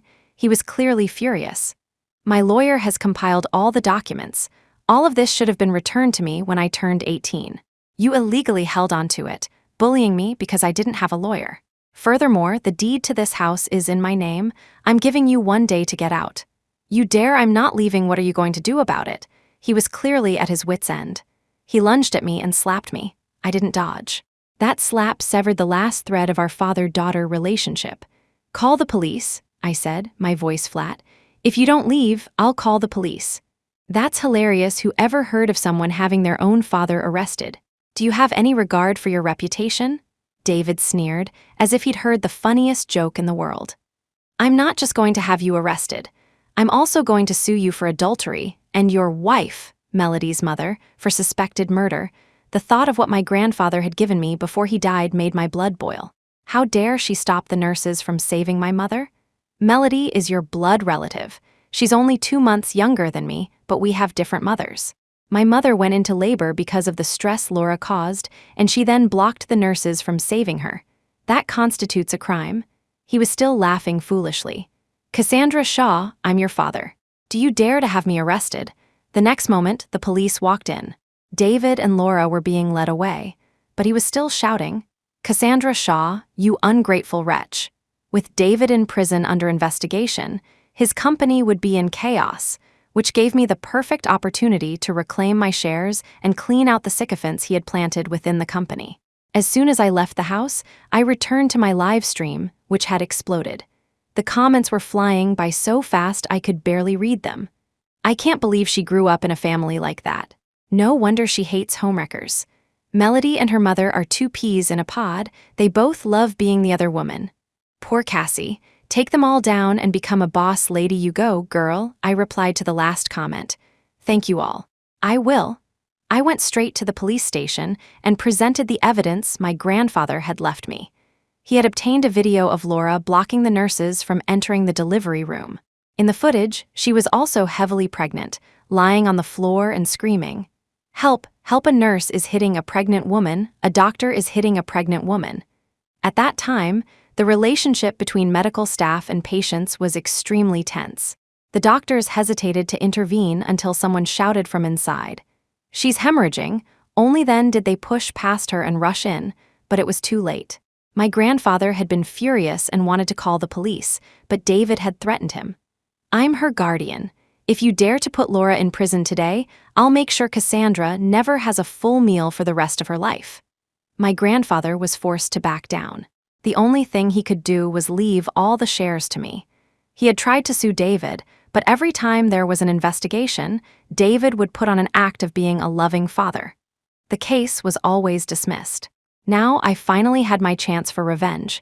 I had chosen to live stream everything for 2 reasons. First, to bring this 20-year-old case to light and ensure it received the attention it deserved. Second, to speed things up. By laying all my evidence bare, I put David's cronies under public scrutiny, leaving them no room to help him clean up his mess. I went directly to the Shaw Corporation and sat down in the chairman's seat. Someone came over to challenge me. Little girl, this is no place for you to be making trouble. We'll wait for Mr. Shaw to return. I looked at him for a long moment.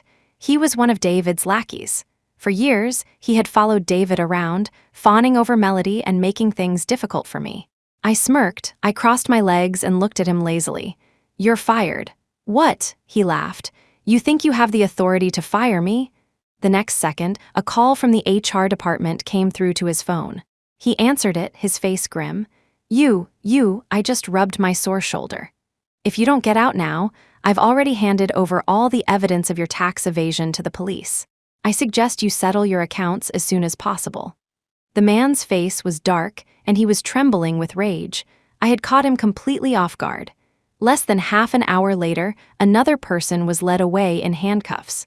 I sat back down in the chairman's seat, gently tucking a stray hair behind my ear. Any other objections? The shareholders exchanged uneasy glances. After what they had just witnessed, no one dared to speak up. I continued, smoothing my hair. Rest assured, everyone, I'm a fair person. David's mess is his own problem. I won't take my anger out on you. Apex Group is looking for a building materials supplier for their Sky Garden project. I submitted a bid on behalf of the Shaw Corporation, and we won. My collaboration with Nathaniel was not based on any personal connections. When I learned about the Sky Garden project, I had pulled several all-nighters to create the perfect proposal. I had submitted it anonymously, and my identity was only revealed after it was selected. I wondered if Nathaniel knew it was me. Chapter 22. The executives, who had been worried about the recent arrests, immediately forgot their concerns. Their eyes lit up with excitement. Partnering with Apex Group was a dream the Shaw Corporation had never dared to entertain before. A slap followed by a sweet reward, a timeless tactic, and this reward was a big one. The security guard called the internal line. Melody was trying to force her way into the building. All the shareholders looked at me. I simply said, "Get rid of her. If she doesn't listen, call the police." The guard sounded troubled. "But Miss Shaw, she seems to be pregnant." Pregnant? Was it real this time? Melody sat on the sofa, a triumphant look on her face. "Surprised, Cassandra? I'm pregnant with Jules's child." I just laughed coldly. "Are you sure it's his child?" "Of course." "So my child is entitled to a share of Jules's fortune. You're just a barren hen, so don't blame others for getting pregnant first." I just watched her put on her little show. Suddenly, I let out a snort of laughter. "Melody, you've always loved taking my things, ever since we were children. First my toys, now my men." Melody was stunned for a moment, then her smug expression returned. "So what if I took them? Cassandra, you've never been able to beat me." "Of course," I said, the teacup staining my crimson lips. "Because I let you." Melody's eyes widened. I dismantled her reality, piece by piece. "I never liked dolls. I just enjoyed watching you pretend to cherish that ugly doll you secretly despised, just to show it off. Weren't you ever curious why I liked something as sickly sweet as malt candy? It's because I knew you were losing your baby teeth back then, and the sticky candy would pull them out. Didn't you cry for ages over that? Do you know why I encouraged you to spend so much money? Because your mother didn't have much, and David was investing in you, planning to sell you off to the next highest bidder." I laid out everything, piece by piece, in front of Melody. As expected, she refused to believe it. "No, that's impossible, you're lying." I cruelly peeled back her defenses, looking her straight in the eye. My voice was husky, filled with an endless, dark pleasure. I had been waiting for this day for years. "Melody, do you know why you fell for Julian Sterling?" I used the words "you fell for," not "I fell for." Her eyes were wide with shock. She clearly hadn't processed my words. "Because I made you fall for him. Whatever type of girl Julian liked, I made Melody become that type." Chapter 23. I would casually mention in front of Melody that Julian liked innocent girls in white dresses, and then I would lament that I didn't have an innocent look, and that Julian wouldn't like me in a white dress anyway. Melody took the bait. She started ditching her heavy makeup for a fresh, innocent look.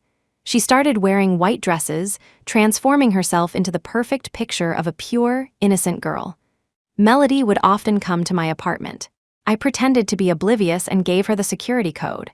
I would then watch as she snuck in, wearing a white silk slip dress to seduce Julian. At first, Julian was resistant.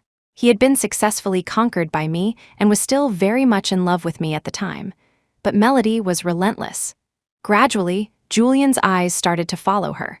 He would be mesmerized by her slender waist and would stare in places where she couldn't see, at the glimpses of skin she, accidentally, revealed, his hand gripping a water bottle so tightly it nearly deformed.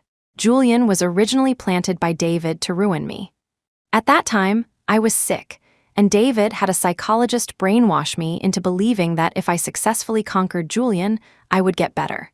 I fell into their trap, hook, line, and sinker. I tried everything to seduce Julian. At first, he treated me like a joke, a toy. But then, unexpectedly, he started to fall for me. I saw him when he was truly in love. He would hold me and whisper my name over and over. "Cassie, Cassie, I really, really love you." He would rush to me like an excited teenager and, in front of everyone, pull me into his arms without a second thought. He would announce to the world, "Cassandra Shaw, I love you the most." I thought he really loved me, until I saw the transfer records between him and David. David wanted Julian to seduce me and then trick me into giving up the shares my grandfather had left me. Rage burned through me like a wildfire. How dare they deceive me? So I decided to get my revenge bit by bit.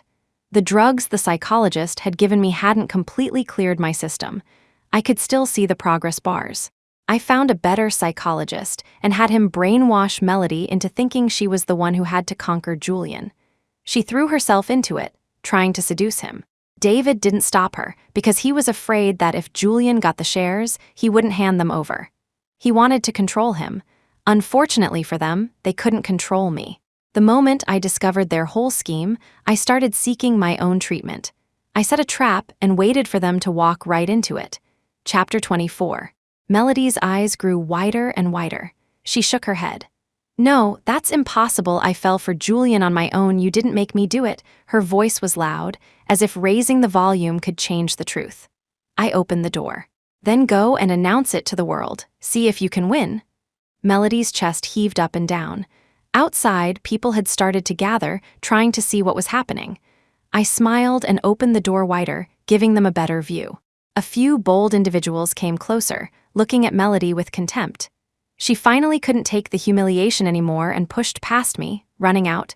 I let her go. She couldn't cause any more trouble. Next up was the contract signing with Apex Group. I never would have imagined that Nathaniel would come to the Shaw Corporation in person to sign it.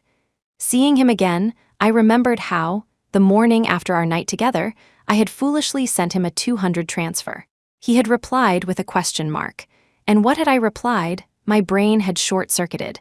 I remembered a popular meme and typed, "Last night was great." The money's on the table. That had resulted in Nathaniel blowing up my phone. In a panic, I had blocked him. Now, I was facing him with a guilty, fawning smile. "Mr. Sterling, it's such an honor to see you." Nathaniel's smile didn't reach his eyes. "I think the honor is all mine, Miss Shaw." Such a sarcastic man. I opened the conference room door. "Mr. Sterling, please come in." "Oh," he replied, his voice dripping with sarcasm. "Just shut up." Chapter 25. Thankfully, Nathaniel didn't cause any trouble during the contract signing. He had his secretary read out the terms of the agreement again to confirm the details with me. I gave the secretary a grateful smile. I felt a cold glare on my back, and goosebumps instinctively rose on my skin. Nathaniel was staring at me, his eyes like shards of ice. Finally, after what felt like an eternity, Nathaniel lifted his noble hands and signed the contract. I let out a sigh of relief. "Mr. Sterling, I'd like to host a dinner for you later. Would you be available?" "Sure," Nathaniel said with a raised eyebrow. He leaned back in his chair, crossing his legs, looking both lazy and dangerous. "Everyone did a great job last night. I'll send you all a 200 bonus later." $200, that damned $200. It wasn't that I only wanted to send him 200. It was the maximum amount for a single transfer. Someone, unafraid of death, asked, "Mr. Sterling, why last night? We didn't work overtime last night." Nathaniel looked at me with a half smile that made my scalp tingle. I forced myself to walk out. The reservation is for 5:30. Everyone can start getting ready." I had finally managed to distract them. But then Nathaniel spoke, his tongue pressing against the roof of his mouth, each word slow and deliberate. "A hotel?" "Don't say another word." I opened the door and gestured for him to leave. His lips curved upward, like a cat toying with its prey. "All right." As he passed me, he leaned in and whispered, his voice low enough for only me to hear, "Wait for me tonight. Or I'll make sure everyone remembers your little story from last night." A threat, a blatant threat. And there was nothing I could do but submit. The dinner was a nerve-wracking affair. Nathaniel's secretary quickly made a tactful exit, leaving just the two of us in the private room. I shifted my feet, planning my escape. Nathaniel knew I wouldn't dare, and he didn't stop me, just gave me a look. He strode forward with his long legs, and I followed, step by step. He stopped suddenly, as if he had eyes in the back of his head. Just as I was about to walk into him, he sidestepped and pulled me into his arms. "Nah, Nathaniel," I was furious.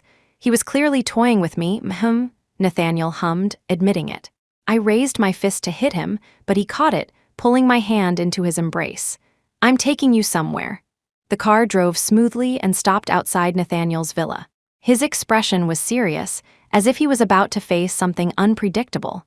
We walked to his bedroom. Next to his room was a door that was always closed. He slowly opened it. What I saw inside was the clay sculpture I had spent a day and a night making this. This was impossible. I had thrown it in the trash on that rainy day. He suddenly buried his head in my neck, clinging to me. Cassie, I'm sorry. A cold wetness on my neck, a tear. That day, the old folks in my family were watching. They wouldn't allow us to be together. If I had said I loved you, they would have hurt you. At that time, I wasn't strong enough to protect you, Cassie. I couldn't take that risk. I knew you were right behind me, but they were too. I was so scared. I pulled the sculpture out of the trash. The faces were ruined, so I got new clay and tried to fix them. My skills are terrible. I made us look so ugly. Nathaniel's voice was choked with emotion. I looked at the display cases, one by one. There was the basketball he had almost hit me with. There was the wristband I had first given him, and the cheongsam. It was in a glass case. In the dim light, the dress exuded a timeless elegance, glowing with a soft, ancient light. Next to it was another cheongsam, one I had never seen before. Compared to the first, this one looked clumsy. The stitching was uneven and the lines were crooked. It was clearly the work of a beginner. And in an inconspicuous corner of the dress, there was a drop of blood. I stared at it, lost in thought. Nathaniel rubbed his nose. This was after you sent the cheongsam back. I found new fabric and tried to sew you a new one, but I'm not very good at it. Nathaniel had sewn this cheongsam himself. Then, that drop of blood, it was his. I looked at him, and I could easily imagine the young master, who had never had to lift a finger in his life, painstakingly sewing a dress, his hands pricked by the needle countless times, his every stitch a prayer. Cassie, can I help you put it on? I don't know why, but I agreed. Nathaniel helped me into the cheongsam. It fit me perfectly, accentuating my curves, but it was a little loose on one side of the waist. Nathaniel's hand rested on the loose spot, gently gathering the fabric. His voice was husky. Cassie! In that instant, I knew what he wanted. That night, Nathaniel tore apart the cheongsam he had sewn, reweaving it into a beautiful, breathtaking dream. Chapter 26. I was nestled in Nathaniel's arms. My phone rang incessantly. He took it impatiently and answered. Hello, what is it? He was silent for a long moment, then turned to me. Julian wants to see you. The prison. Julian hadn't signed the divorce papers yet, so it was inconvenient for Nathaniel to be there. The Julian in prison looked much older. His once round jaw was now sharp, his eyes sunken. He looked like he had aged 10 years. Cassandra Shaw. When he said my name, his voice lacked its former strength. He sounded weak. I lazily lifted my eyelids. If you're just going to curse at me, I'm leaving. He was taken aback. I can't give you all the money. Melody is pregnant with my child. I have to leave something for them. Besides, the law doesn't allow it. We can sign an agreement now to avoid making things ugly. I suddenly found it hilarious. Julian, do you really think the child in Melody's belly is yours? Julian became agitated. It is mine. I pulled up the video of Melody and Leo's passionate encounter. The scene was as explicit as ever. Julian's eyes practically bulged out of his head. Julian, you must not have been satisfying Melody. Look at how desperate she is. I said it with casual disdain. No, that's impossible, it's edited. Julian pounded the table, extremely agitated. I shrugged. The video quality was crystal clear, definitely high definition. He could believe what he wanted. Before he could respond, I took out another file and handed it to him. Julian, you don't really think you're cured, do you? After being impotent for over a decade, a few good days made you think you were a new man. And you thought you could get her pregnant on the first try? Take a look. See what wonderful things Melody has been feeding you. I had suspected something was wrong from the first time Julian and Melody were together. Julian was definitely impotent, so how had Melody done it? Julian's condition had made him extremely irritable over the years, and he had refused to see a doctor. There was only one possibility: drugs. Melody had secretly bought drugs from overseas that had let Julian experience what it was like to be a man. But there was no such thing as a miracle drug without a price. And Julian's price was his own body. His latest medical report showed that his heart and lung function, as well as his kidneys, were in severe failure. If you still think I'm lying, Julian, haven't you felt it yourself? You can barely walk a few steps without getting out of breath. Your face is sallow and dark. You look like you could drop dead at any second. Are you really that clueless? A vein throbbed on Julian's forehead. I didn't wait for his reaction. I just picked up my bag and left. Julian would believe it. He was already 70-80 convinced by the video of Melody and Leo. He knew himself too well. Did he really have the ability to get Melody pregnant? As I was leaving, I ran into Melody. She looked haggard, and her eyes were filled with venomous hatred when she saw me. I walked right past her. Before I reached the prison gates, I heard a blood-curdling scream from inside. "Ah, you tramp, how dare you cheat on me, you were lying to me." Melody's screams were so loud I had to stop. I saw her lying on a white gurney, a pool of blood beneath her. Her face was pale with pain, her fingers digging into a nurse's arm. "Save my baby," just one look, and I knew the baby couldn't be saved. And Melody would no longer be able to use her pregnancy to evade criminal charges. Julian wanted to see me again. I had nothing more to say to him. I was about to refuse when his lawyer approached me. "Miss Shaw, Mr. Sterling said that if you see him this time, he will sign the divorce papers immediately." I raised an eyebrow and went with the lawyer. This time, Julian looked even older than before. He was even coughing up blood. "Cassie, I'll sign the divorce papers. You can have all the assets." I gestured for him to continue. "My biggest regret is what I did to you, Cassie. You loved me so much and I betrayed you. It was all my fault." I cut him off without hesitation. "Don't flatter yourself.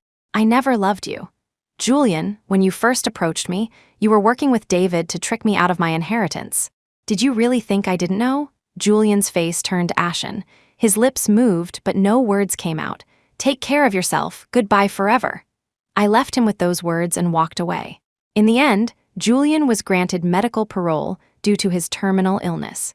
He suffered in a hospital bed for 2 months before dying after a failed resuscitation attempt. Melody was sentenced to 3 years in prison for the illegal purchase and use of drugs. As she was being dragged away, she was still screaming, "I'm the heiress of the Shaw Corporation, you can't touch me." The prison guard said she had pretty much lost her mind. And Melody's mother, who never even got a name in this story, was sentenced to 8 years for obstructing a medical team and her role in my mother's murder. As for David, he was also sentenced to 8 years for his involvement in tax evasion. The whole family could be together again in prison. All the villains got what they deserved, but I had no time to think about them.